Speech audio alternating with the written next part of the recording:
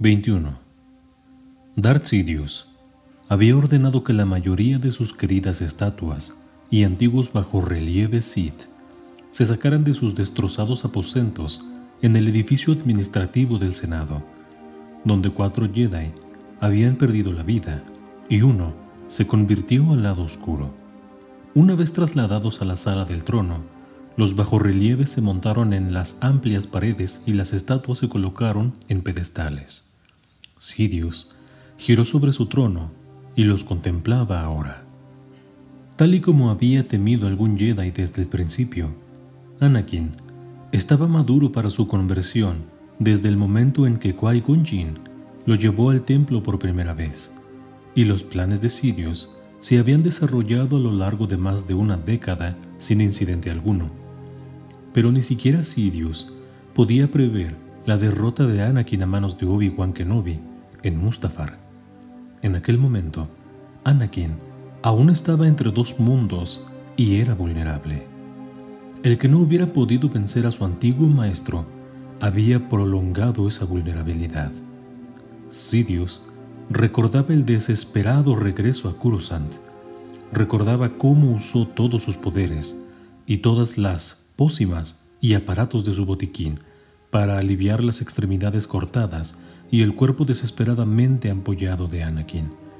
Se recordaba pensando, ¿y si Anakin debía morir? ¿Cuántos años tendrá que dedicar entonces a buscar otro aprendiz, aunque solo fuera la mitad de poderoso en la fuerza, por no decir uno creado por la misma fuerza, para restaurar el equilibrio roto y permitir así que el lado oscuro saliera por completo a la superficie tras un milenio de contención? No encontraría ninguno. Entonces, Sidious tendría que buscar el modo de obligar a los midichlorianos a someterse a su voluntad y que creasen a alguien tan poderoso como Anakin. En vez de eso, tanto él como un grupo de androides médicos se limitaron a devolverle la vida, que, si bien no era una hazaña pequeña, estaba muy lejos de resucitar a alguien de la muerte. La habilidad para sobrevivir a la muerte era algo que habían buscado por igual tanto los Sith como los Jedi durante miles de años, y ninguno había sido capaz de descubrir el secreto. Se podía impedir que la gente muriera, pero nadie había conseguido engañar a la muerte. El más poderoso de los antiguos señores Sith había conocido ese secreto, pero se había perdido o, más bien, extraviado. Y ahora que la galaxia toda estaba bajo su mando, nada podía interponerse en su camino de descifrar el misterio. Entonces, tanto él como su tullido discípulo podrían controlar la galaxia durante 10.000 años y vivir eternamente, si no se mataban antes el uno al otro, y eso se debía en buena parte a la muerte de Padmé Amidala. Sidious los había unido deliberadamente años antes, tanto para impedir que ella votase en el Senado contra el acta de creación militar, como para poner en su camino la tentación. Anakin, tras el asesinato de su madre, se había casado en secreto con Padmé.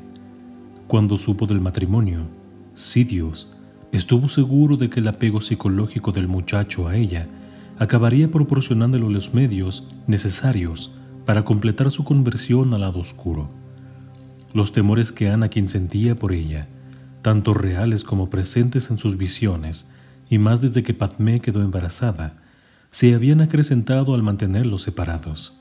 Luego, solo necesitó desenmascarar a los Jedi y revelarlos como los hipócritas que eran, sacrificando a Dooku a la ira de Anakin y prometiendo a éste salvar a Padmé de la muerte. Lo último había sido una exageración necesaria para despejarle la mente de modo que viera clara su verdadera vocación. Pero así era el camino de la fuerza. Te proporcionaba la oportunidad. Solo había que estar preparado para aferrarse a ella. Se preguntó, no por primera vez, ¿qué habría pasado si Anakin no hubiera matado a Padmé en Mustafar? Por mucho que ella lo amara, nunca habría podido comprender o perdonar los actos de su marido en el templo Jedi. De hecho, Ese fue uno de los motivos por los que lo envió allí. Los soldados clon podrían haberse encargado solos de los instructores y los niños, pero la presencia de Anakin era esencial para cimentar su alianza con los Sith y, lo que era más importante, para sellar el destino de Padmé. Incluso de haber sobrevivido Padmé en Mustafar, su amor habría muerto.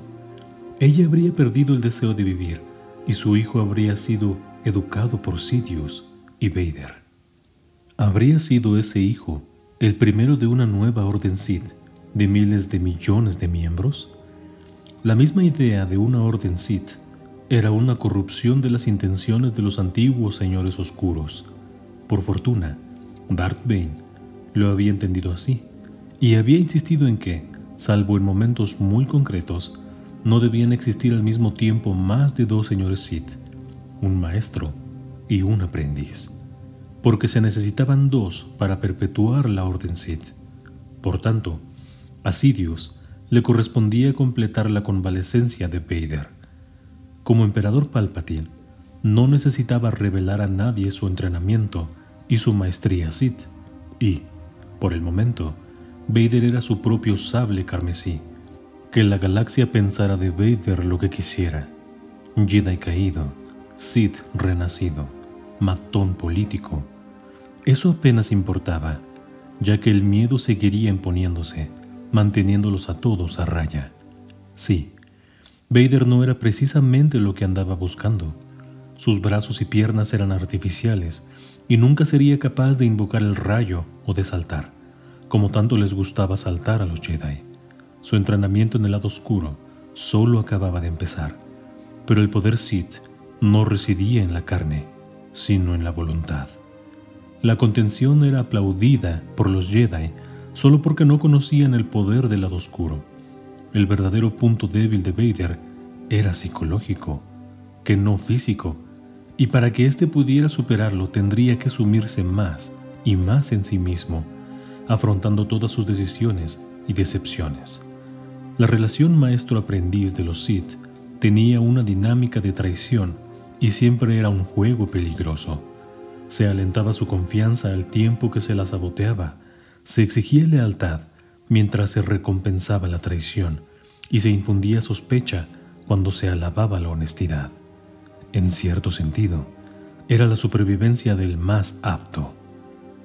Lo básico para que Vader creciera era su deseo de derrocar a su maestro. Si hubiera matado a Obi-Wan en Mustafar, también habría intentado matar a Sidious. De hecho, a Sidious le habría sorprendido que no lo hubiera intentado.